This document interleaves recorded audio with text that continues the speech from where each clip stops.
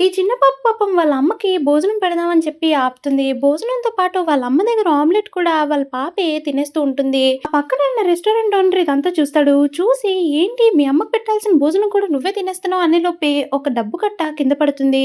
అదేంటి నీ దగ్గర ఇంత డబ్బుంది ఇప్పటిదాకా డబ్బు లేదని చెప్పి నటించావా అని చెప్పి అడుగుతూ ఉంటాడు. అప్పుడు ఆ చిన్న పాప లేదు మా అమ్మకి ఆరోగ్యం బాలేదు.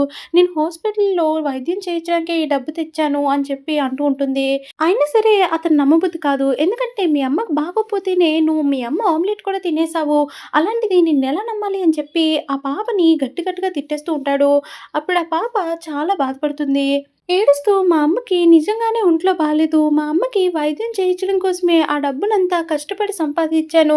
అలాగే మీకు డబ్బులిస్తే ఆ వైద్యానికి సరిపోదు.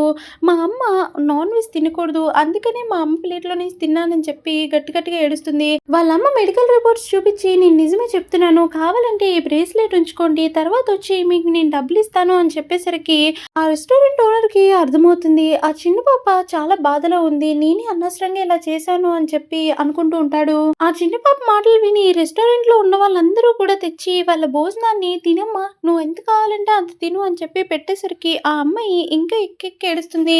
మోకాళ్ళ మీద పడి మీ అందరికీ చాలా చాలా థాంక్స్ అని చెప్పేసరికి అక్కడున్న వాళ్ళు కూడా చాలా అంటే చాలా బాధపడతారు. ఆ అమ్మాయి అలా ఒంగనేసరికి ఒక వ్యక్తి ఆ అమ్మాయి వీపు మీద ఉన్న టాటూని చూస్తాడు. చూసి ఈ అమ్మాయి మా సీఈఓ వాళ్ళ మనవరాల్లా ఉంది అని చెప్పి అతనికి కాల్ చేస్తాడు.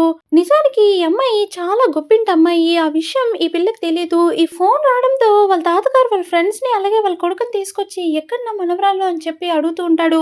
ఫోటో చూపించగానే తినే నా మనవరాలు చూపించండి అని చెప్పి చూపిస్తమంటాడు.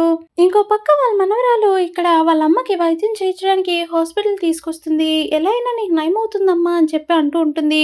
డాక్టర్ కూడా ఏం పర్లేదు అని చెప్పి అంటారు. వాళ్ళ అమ్మకు వైద్యం చేయించి బయటకి తీసుకొస్తుంటే ఒక అమ్మాయి వచ్చి ఆ అమ్మాయిని గుద్దేస్తుంది. ఆ చిన్న పాపని పట్టుకొని నన్నే గుద్దేస్తావా అని చెప్పి అడుగుతూ ఉంటుంది. నా తప్పేమీ లేదు అని చెప్పి ఆ అమ్మాయి ఎంత చెప్పినా సరే అస్సలు ఈ అమ్మాయి ఊరుకోదు.